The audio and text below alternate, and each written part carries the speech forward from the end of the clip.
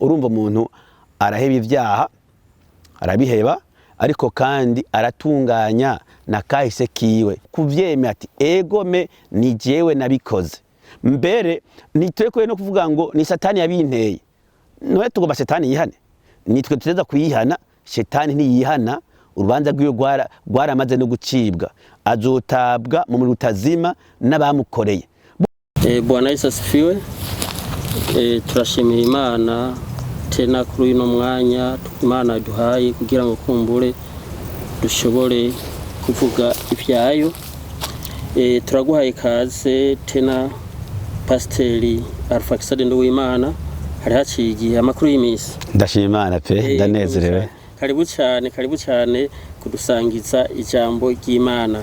Ubwa mbere ntanguye kukwifuriza umwaka mushasha mwiza. Kurakoze cyane. Hamwe nubwo Noel yaheze nayo nekana ikwifurize kugira ngo Imana izibane namwe mu bikorwa vyayo tugiye gutangura umwaka mushasha kugira ngo Imana izikurongore hanyuma ukore ivyo utegerezwa gukora mu bijanye no kuvuga ubutumwa bwiza bwa Yesu Kristo.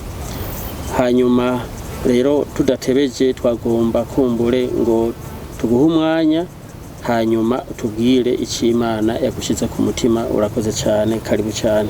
Amen. Urakoze cyane kwikaza umpaye. Nagiye ntangwe kwifuriza umwaka mushasha mwiza abadukurikirana mu kiganiro cy'ijambo ry'Imana. Uyu mwaka wa 2024 twifuza guhaguruka ngo dukorere Imana, ariko ntavuga ijambo ry'Imana reka nsenge Imana turuja mu kigwanye izina cy'uyu munsi. Mana yera, Mana ugorotse, ndagushimiye ndagutaziriye uyu mwanya mwiza uduhaye wo kubana na mwene data mwiza Yesu Kristo ngo tugukorere. Mana heza kino gikorwa civuga butumwa umushoboze nange ushoboze uduhumugisha twebwe twese mwami. Turasenze ngo ijambo ryawe gira ubasha muri kino gihe kumejya gira ubasha muri Efeso utugire neza ubwacu ijambo ryawe ridukore ko duhezagire n'abaryumva bose. Mana bahezagire abahinduka guhindukirira mwami bakingo budashira. Urakoze kubikoze ni mwiza rya Yesu Kristo umwami uzanye nizeye. Amen. Moja kwa moja ngo mbandanya n'ijambo ry'Imana nkuko unshikirije. Uno munsi nifuza kuvuga insiguro y'ijambo kwihana. Nimara kwisigura ntanga intambuko zitanu zigize ukwihana. Ndatanga insiguro y'ijambo ukwihana hanyuma ntanga n'intambuko zitanu. Maze igihe ndabivuga navuze ubwa mbere akamera ko gukizwa, nongera mvuga ego imigwi 10 y'abanyavyaha. Rero ayo majambo yama agaruka kandi amajambo andimwo. Iyo tuvuze ukwihana bigomberwa ko dutahura kwihana icyo ari cyo. Umuntu ntiyokora icyo atazi, nako byokunda kweri ko umuntu yotahura icyo atazi, kuko ijambo kwihana riravugwa kenshi ariko abantu bashaka kugitiranya. Cyo kintu kindi mo kugira ngo ndarisigure neza iryo jambo kwihana icyo ari cyo. Ubwirwa ngo yihane amenyene ingene abikora. Yesu rero nashimwe cyane navuze ko mvuga intambuko zitanu zo kwihana. Nico kigwa mfise uyu munsi. Kwihana icyo bisobanura ko umuntu abana uwundi mutima mu guhindura ivyiyumviro. Umuntu rero aza guhindura ivyumviro kubijanye n'icyaha, kubijanye n'Imana, kubijanye n'imigenderanire y'umuntu nyene be n'Imana, kuko umuntu ni wakora icyaha. Rero icyaha kigira ingaruka. Singwa mvuge ingaruka z'icyaha ubunyene canke mvuge n'icyaha icyo ari cyo. Nahano bivuga mu cyamake ngo bakwerekana izo ntambuko zitanu no kwihana icyo ari cyo.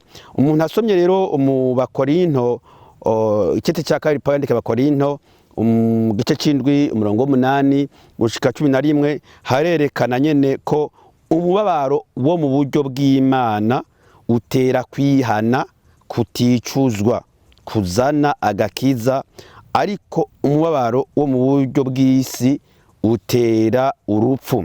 Rero umubabaro w'icyaha nawo utera kwihana siko kwihana. Siko kwihana kuko umuntu ababaye wocumenga arihanye ariko biheraho ariko ntabarashikira kwihana. Rero hariho umugani w'umuhungu avugwa muri Matayo 2:1 umurongo wa 40 gushika 29 werekana ukwihana kukuri.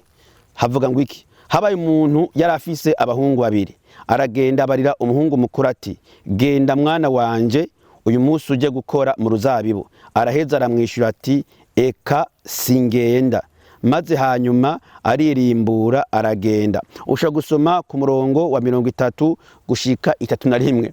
Urumva uwa kabiri amubwiye ati genda mwana wanje ukore mu ruzabibu. Nyamwana ati ndagiye, ntiyagerayo. Ariko unsomye hano sera mubwiye ati mwana wanje genda ukore mu ruzabibu, ati singenda. Ariko bavanye na se ariyumvira asanga kwiye kugenda. Ukwihana nuko rero guhindura ivyumviro, umuntu agahindura ivyo ko arakora akabireka, canke ariko araja hiyoye agahindukira agafata indi direction. Nico cyitwa kwihana. Afise siguro ziza gushika nka 5 nza gutanga zo kwihana ngo tunyugwe kwihana icyari ico. Ko abantu bazi ngo guheba gusa. Kubiheba utatuye izina gutagiciyemwo ntabwo urihana urabisubiramwo. Hanyuma rero ukwihana sigikogwa ca zigwa gitandukanijwe no kwizera, ariko kwizera gukiza kurimwo kandi niko gutera guhindura ivyumviro, ariryo jambo twise kwihana. Urumva umuntu yihana ateza kwizera kwere, kubana kwizera gukiza. Umuntu agukira gukiza ntabwo ashaka kwihana, abagize umugenzo nkuko bana vyita kwirega no kwihana. Mwabigira umugenzo bakihana ariko ari umugenzo ntibabihanye, bisa navyo ariko sivyo. Rero kwihana rero isiguro ya mbere ni kwihana birenze gutsindwa mu mutima. Nta ushobora gukizwa adatsinzwe mu mutima ngo yemere ibyaha vyiwe. Ego iryo ryabaye itandukano ry'umufarisayo n'umutazakori baduze mu rusengero gusenga. Iyi ni nkuru ryoshe abakristo twese tuzi. Umufarisayo n'umutazakori bagiye mu rusengero gusenga. Hanyuma rero umufarisayo atagusenga ngo mana ngo urabona ngo jewe ngo ntanga ngo icyacumi ndagitanga neza ngo ndisonzesha burindwi ngo kandi simeze nk'abatazakori arasenga amajambo nkayo. Imana irihorera. Ariko nawo umufarisayo nawo yibutse ibyaha afise agiye gusenga araraba ati no kuramwijuru vyaramunaniye, arishishitira asaba Imana imbabazi ati sinza kuduza amaboko sindamwijuru. Urumva araboroga nyene avuga ati Imana mbabarira. Muri abantu babiri uwo mutoza kori naho yari umunyavyaha goho niwe yahariwe, niwe yatsindanishirijwe kuko yagize yarihanye. Umwe yirata, reka ndahasome ningene kavuga Luka 18:13 havuga ngo ariko amutoza kori ahagaze kure ntiyagomba no kurangamiza ngo arabe mwijuru, ariko arishishitira ati Imana ngirira ikigongwe ndi umunyavyaha. Yaramenye ko ari umunyavyaha. Kumenya ko uri umunyavyaha nicyo cyambere kiza imbere yo kwihana. Kubanza ukamenya ko umunyavyaha, ivyo vyaha ukavyemera hanyuma ukavyatura. Nzanje muri za ntambo ko ntandazisubiramo neza, ariko ndacyasigura kwihana icyari cyo. Umuntu atavyemeye akavyemezwa akavuga ngo basi wako mubinyemeze wako mubibonye, uwo muntu arihana ariko arahenda abantu. Iyi ni siguro yo kwihana. Na kwihana birengeye umubabaro no kwicuza ku cyaha wakoze. Abantu benshi barababazwa n'ibyaha vyabo ariko ntibihane. Birivuga ko umubabaro uburyo bubiri, icyo namaze kukivuga. Umuntu arashobora kwazwa n'ibyaha yakoze ntabe yihanye. Na Yuda niko yarigize. Yuda ibyaha byaramubabaje aranicuza ariko ntiyigeze yihana. Hari ntabwo zikazi 3 atigeze ashikako. Hama ikindi kwihana icyo bisobanura no guhindura ivyiyumviro kujanye n'icyaha mugendanire n'Imana, eka no guhinduka mu buzima canke imibereho. Kwihana no guhindukira uva mu cyaha utinye Imana. Guhinduka gusanzwe siko kwihana, kuko umuntu ashobora guhinduka kubera imvu zitandukanye. Kwihana kukuri no guhinduka imbere mu mutima, byerekanwa no guhinduka inyuma mu buryo umuntu abaho. Kwihana biva imbere umuntu agahitamwo imbere mu mutima. Abantu bakazobona ingingo umuntu yafashe atacyavuze. Gutangaza ngo umuntu ufashe icyo cyerekana ko yihanye. imbere mutima bikamubamwo, hama agafata ingingo ihinduka gize abantu bakaribona atarivuze. Nk'umuntu yakijijwe ntiyirata ngo je narakijijwe, arakizwa abakantu bakabona ko akijijwe. No gusenga amuyita ngo ndasenga, umuntu arasenga bakabona ko asenga. Niba avuga ubutumwa ngo je ndavuga ubutumwa, no, arabuvuga abamubona bakavuga ati kweri fulani aravuga ubutumwa. No kuririmba nico kimwe, umuntu aririmba cyakora aririmba abantu bakabona ko aririmba. Nshaka kwiyata ngo je ndaririmba, uzi gute ko abantu bahezagirwa, uzi gute ko abantu babishima, uzi gute ko Imana ivyeme, ariko bikore neza uzokumva intahe ziva inyuma kugati naka yarihanye, naka no mukristo, naka no mukozi w'Imana. Tuzoga kwihana ingene bihana. Iyi ni siguro yo kwihana mfasageze zibiri. Kwihana ni kintu nkenegwa cyane. Kwihana siko gakiza, ariko ni kintu giherekeza agakiza, kuko umuntu atihanye ntiyoba mu gakiza. Without repentance, salvation cannot be experienced. Rero ukwihana kweri kurakenewe kugira ngo umuntu abe mu gakiza, ategerezwa kwihana. Umuntu akashobora kuba mu gakiza atagizene atihanya, ariko rasiza ko kwihana birakenewe, bifise akamaro kanini cyane. Hanyuma iyo umuntu yihanye by'ukuri ahitamwo kutareka icyaha gusa, ariko kandi aratunganya ibijyanye na kahise kiwe k'ivyaha. Urumva umuntu araheba ivyaha, arabiheba, ariko kandi aratunganya na kahise kiwe. Harimo umuntu ashobora guhitamwo kubiheba akabihagarika, ntiyatura ibyaha byiwe, hanyuma ntatunganye. Gutunganya kahise k'ivyaha ni tubibona kuri Zakayo. Zakayo nawe nyene yari umutoza kori. Zakayo kweri yarihanye igihe Yesu yagenda akarariwe. Zakayo arazi cyagihe Yesu ariko arengana akurira ku giti, hanyuma Yesu nawe akabati Zakayo ururuka, uyu munsi asakaje wawe. Bageze mira kwa Zakayo, Zakayo amaze kwihana nta n'uwo bimubwiye. Ingenda bisome uko havuga. Ni muri Luka 19 ku murongo w'8 havuga ngo Zakayo arahagarara abwira umwami Yesu ati, raba mugenzi, umugabane w'itunga ryanje ngiye ndawuhe aboro, kandi umuntu wese nagunze ndabimurihe kane.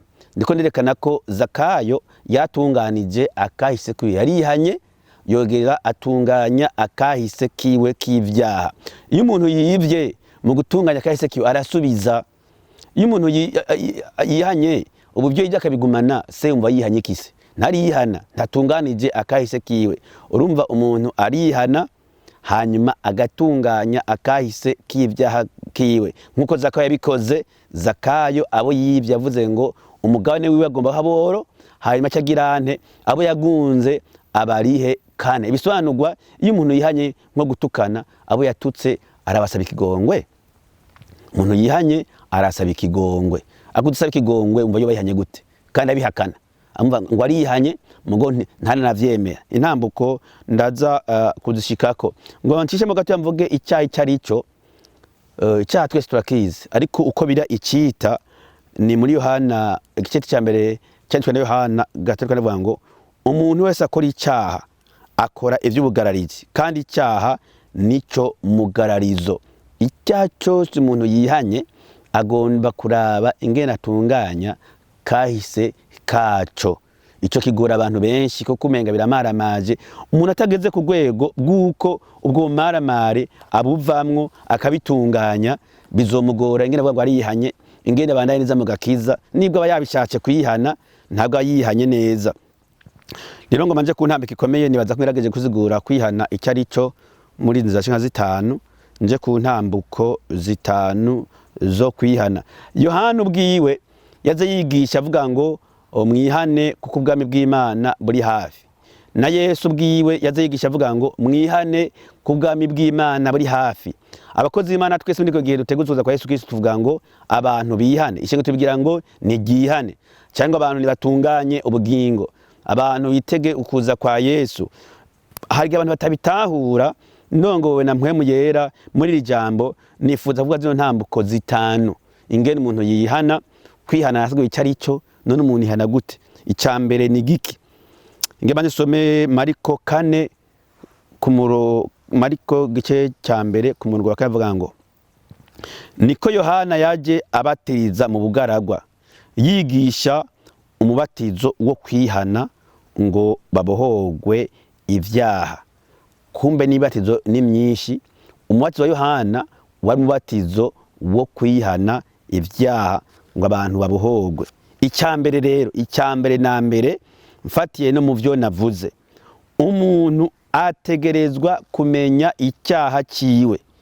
Iyo umuntu afise indwara ntamenye ko agwaye, aguma muhira akarinda apfa yishwe n'indwara atazi kimwishi. Rero icyambere nukumenya ico cyaha. Umaze kumenya ico cyaha, hanyuma urumva ko niyo ntambuko ya mbere.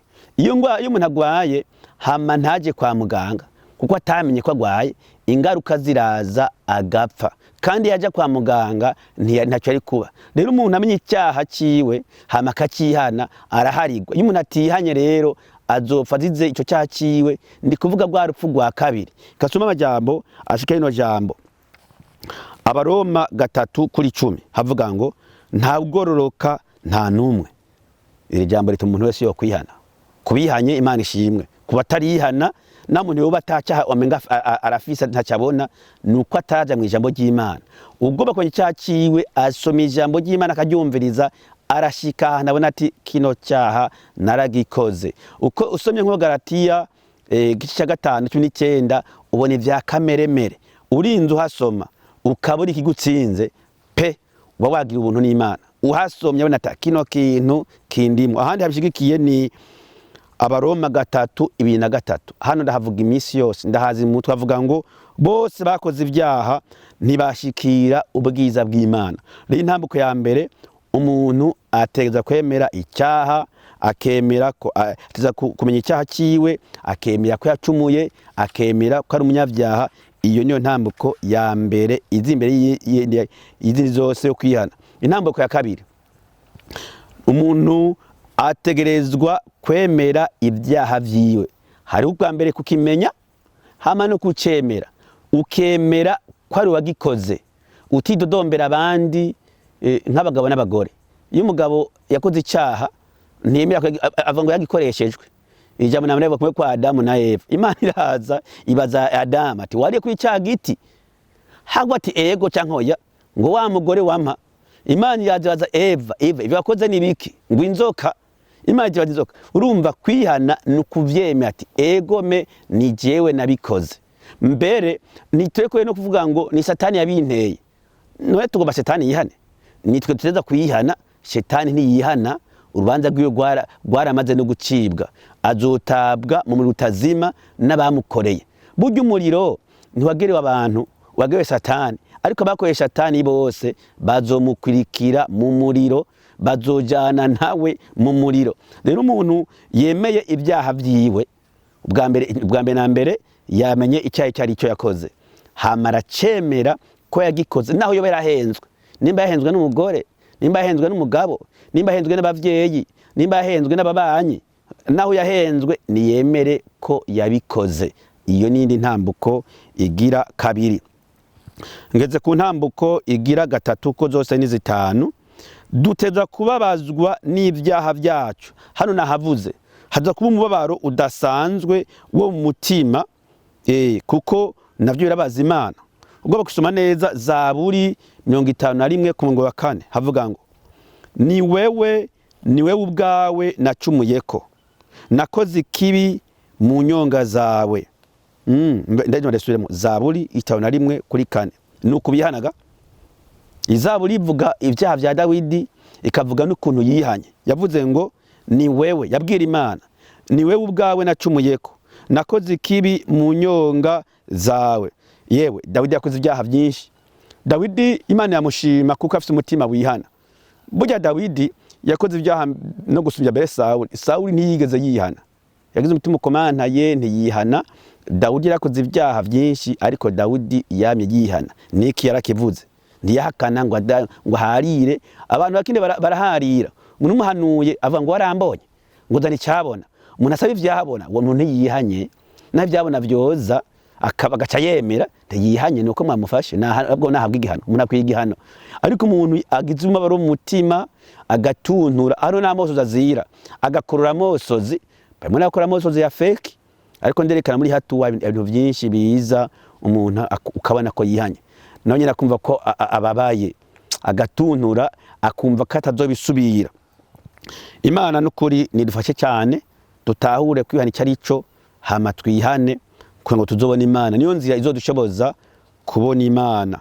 Intambuko ya kane niyi: hategerezwa kubaho ubugombe bwo guhinduka tukava mu byaha tukabiheba kugira ngo dukurikire Imana.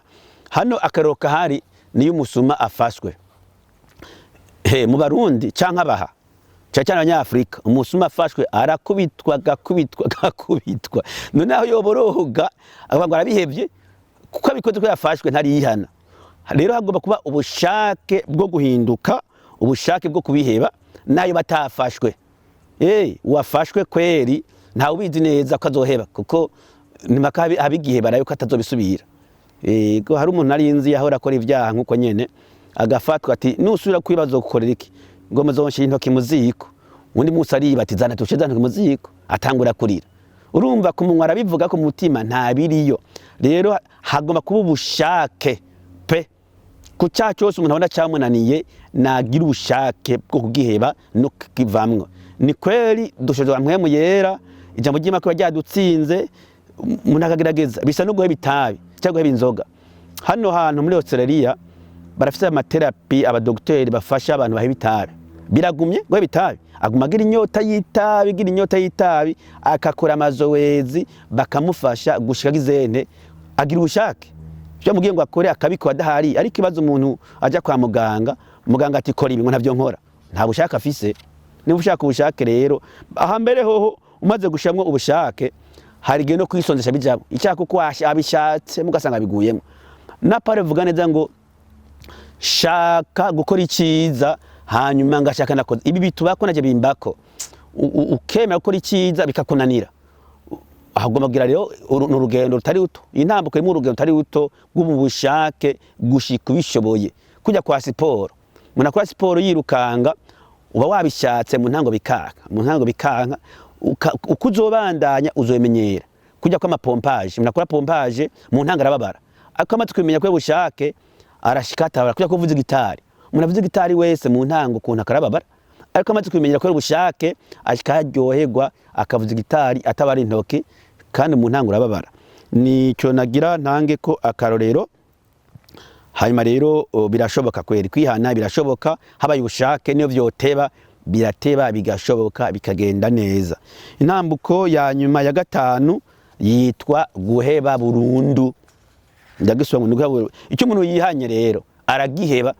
Nimba yora yiba kwiba arabiheba, yahora sambana gusambana arabiheba, yahora besha kubesha arabiheba, icyacu cyahora akora aragiheba. Birashoboka kujya kwitabi kujya kwinzoga umuntu arabiheba n'intambara, ariko guheba birakunda. Nizo ntaye dufisha ibyo twakora twarabihevye. Imana nishimwe cyane rero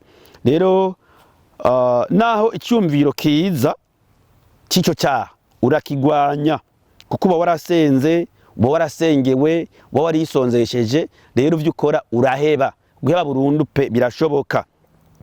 Ngoma nkorereze ivyo navuze muri zo ntambuko. Icyambere navuze ko ari kumenya icyaha cyawe, icya kabiri nuko cyemera, icya gatatu nuko bazwa nuko wabikoze kuko bifise ingarukaga. Icyaha bifise ingaruka z'ibyaha zikazitandatu sinzi ko nzozivuga. Abantu benshi bazi urupfu gusa ngo ariko haro mbere mvuge kimwe. Ingaruka ya mbere y'icyaha ni isoni. Adamu na Eva bamaze gucumura bishwe n'isoni. Imana ikije gusa baza kunyegera, banyegera iki?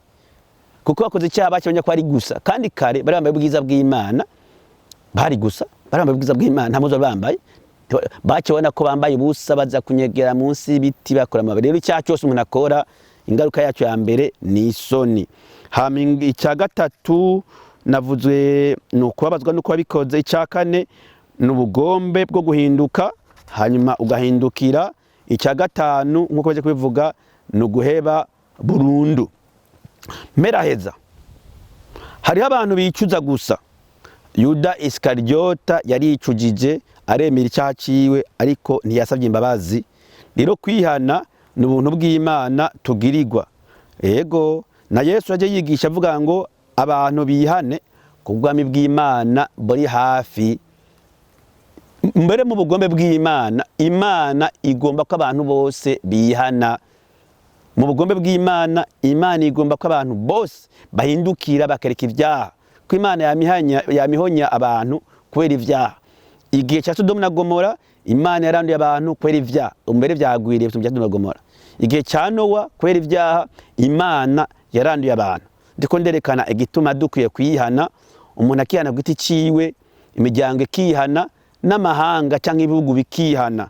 Hanyuma ndiko ndaheraheza nkuko ndabivuga, Nasalomo yavuze ngo nta numwe adacumura.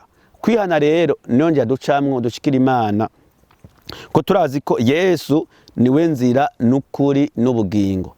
Ntawe ushobora gushika kwa data atamujanye, kuko kwakira Yesu nk'umwami n'umukiza, nkuko ndabivuga, nindi terme yo kuvuga ngo kwihana, nindi terme yo kuvuga ngo kuvuka ubwa kabiri. Kwakira Yesu nk'umwami n'umukiza, kwihana. Nasiguye kwihana icyo ari cyo, nasiguye intambuko zitanu zo kwihana. Nicyo duhanura abantu bose ngo bihane, abanyabyaha bareke ibyaha, bihane, batangure ubuzima bwo kugenda na Yesu, ubuzima bwiza bw'ubukristo, ubuzima bwiza Imana irimwo. Nizere ko umuntu wese yankurikiranye akumva kino cigwa, akagirwa ubuntu, agatahura icyo Imana igomba, akabona n'ibyaha vyiwe, akavyemera, azi n'ingaruka zavyo, agahitamwo kubiheba, akumva avuye mu mutima, hama akavyatusha akanwa kiwe ko yabikoze. Imana iracyari ku ntebe imbabazi, Imana iratanga imbabazi kuzisavye. Ngomba gusengana n'umuntu wese rero yumvise rino jambo, nkuko nama ndabivuga, ijambo ry'Imana riratweza, amaraso ya Yesu aratweza. Ego vy'ukuri na mpwemu yera aratweza. Na ahantu honye dufise ubukiriro, ndibaza n'abantu kweri basenga ntibihane, iherezo ni iryahe? Abantu banezwa no kuranira hamwe, bakumva indirimbo, bagatamba, bagakora n'ibindi, ariko kwihana nitwavyibagira. Hajambo rimbabaza cyane riri mu Bibiliya ryerekana ngo Yesu azirukana abantu n'abavuga ijambo ry'Imana, n'abasenga bagaye bagakiye ati mvaho sinigeze ndabamenya, kuko batihanye. Imana ihagarira ijambo ryayo ikarishitsa, ariko umuntu avuga ijambo ry'Imana ntiyihane, umuntu aririmba ntiyihane, uko ni byose ntiyihane, urumva azobwira ngo mviraho sinigeze ndakumenya. Ibisobanura wihanye, izina ryiwe ryandikwa mu gitabo c'ubugingo. Abihanye bose amazina yabo yaranditswe. Niko tuvuga usoma ijambo ry'Imana, amazina yacu azohamagarwa kuri wa munsi. Ijambo rye rizobura ntazinjira kweri, ariko wihanye uce by'intambuko mvuze by'ukuri, uyo oye izajye rizohamagarwa. Sinzi ko hari ikibazo ufise umbaza cyangwa icyo uvuga, cyembo ndagusenga Imana. Imana izagira cyane. Eko murakoze cyane ku jambo ry'Imana Pastor dushikirije. Nagomba kubaza iki kibazo, muravuze kwihana. Kwihana hari abantu bashobora kugenda bagafuka amahagi imbere, mugabo ugasanga bayifashe ibisanzwe. Mbega umuntu yagiye gufukama cyangwa nawe tufuka amahagi imbere, akagenda ku mukozi w'Imana akamubwira ati cye byagenze kunuku, mugabo muri we atamubabaro, atagahinda, kubona ko ivyo yakoze ari bibi, uwo muntu wo mufashiki? Urakoze cyane. Uyo muntu abatakaje umwanya we, kuko gufukama ni kimenyetso cyo guca bugufi, kuko umuntu ari guca bugufi, wihana araca bugufi. Rero kubivuga ubwa mbere abavyatuye, hanyuma kubivuga ahabwa impanuro. Izi ntambuko zitanu ataziciyemwo azobisubiramwo. Niho uzobona umuntu yafukamye no munsi, ejo agafukamira cya kindi nyene, imyaka yose nta guhinduka. Urumva nta guhinduka. Hajya gusengerwa bisobanurwa nawe hari ikazogomba gasenga yisonzesha ngo Imana imwinkomeze girane zo kubiheba. Rero uyo muntu atagahindagize, atarijijwe navyo, aticujijwe navyo, hajya kanavuga ngo urabona ngo je barampenze, ngo narahenzwe, akivuga uko ntarihana, agomba kwemera zya ntambuko navuze, akemera ati je nabikoze, Imana nimbabarire, nimusengere Imana imbabarire, mumpe n'impanuro ingene nobivamwo ingene nobinesha. Impanuro zirafasha akoze marige dukangira abantu haje ubona tubagira ati no reka no kuririmba kuko urumva ko none we wumva nta bugombe bwo guhinduka ufise ugomba gucamo izo ntambuko zose. Nico gituma nahisemo ko cyo kwitegura kugira ngo mfasha abantu ntibakorere ubusa kwera, ababishaka ntibazotahire mu muriro kandi bama barafukama. Imana iguhezagire cyane. Birumvikana ko rero umuntu icaha kitababaje nyene cyo ngo yumve ko afise agahinda. Je murambona hari abantu bashobora genda kwihana ugasanga musozi menshi yaritse ari ikintu c'ikigabo. Haje abantu babagabo baragoye kwihana kurira ariko ugasanga yihanye kweri ugasanga musozi ariko araseseka kubera yababajwe n'icaciwe. Birumvikana rero abari kwadukurikirana ku jambo ry'Imana umupasiteri Nduwimana Alfaxade je gushikiriza ko kwihana ubwa mbere no guheba ubudagisubira hanyuma kandi ukababazwa n'icaha uba wakoze ukicuza ku buryo utazosubira kugisubiramo.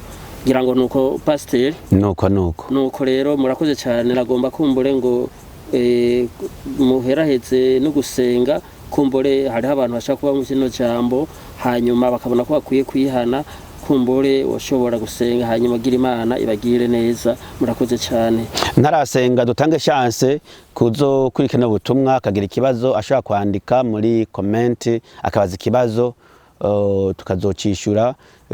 Reka mbere mvuga ivyo gusa. Imana ibazigiye kadusengera umuntu wese yifuza guca mu kwihana kansenge. Mana yera Mana ugorotse ngushimiye ku mwanya nk'uyu uduhaye natwe ubwacu yadufasha kuba mu ijambo ryawe tukaryumvira ko tukaririmbura ryadufasha ngo tukwegere twongere kwibuka ibi cyo twigisha bagitanguye ubwa mbere kujya mu gakiza n'abari mu ishengero ibyaha byizingira ko cyabyo ngo dukizwe n'ivyabona byinshi tuzokugiza dute niyo tutakizwa niyo tutahiba ibyaha niyo tutaze muri Yesu Kristo. Mana udutabare ubwacu dushoboze senge abumvise ijambo ryawe bose mwami abaciye bugufi mu mitima abafukamye ahise mu gufata ingingo agomba guca mu ntambuko zitanu z'ukwihana mu izina rya Yesu Kristo. Abagomba kuzokubona abatagomba kuzoja mu muriro abagomba kuzoba nawe bidashira. Mana yanje abantu bafashe abavuga indimi zitandukanye bakatwumva bakadutaha abatura basengeye uko twasengera niko twisengera. Mana twasengera imbazi zawe zitugwire ko imbazi zawe zitubeko imbazi zawe ku bantu bawe mwami bumvise ijambo ryawe bakaryumva bakaryizera bakarikorera akazi. Mana mpwemu yera ko kwaciwe cyo kweza maso Yesu Kristo ababonekeko natwe twibuke aho ugenda mu bandi ntudusige. Mana wa musi nusoma amazina ayacu aze yumvikane aho tuduga imisozi tuvuga ijambo ryawe duhanura abantu gusenga dusengera abantu mwami nuko twisengeye ngo nuhamagara amazina ayacu Mana aze yumvikanemwo. Tuzonezerwa nitunesha isi tuzonezerwa nitunesha ibyaha tuzonezerwa nitwihana byuko twashe ku musaraba tukagenana nawe tukinde ko inzamba ivuga de kwabera tugende uko bereye abera. Akoze kuvyumvise urakoze kubikoze ni mu izina rya Yesu umwami nuseye nizeye amen. Amen. Amen.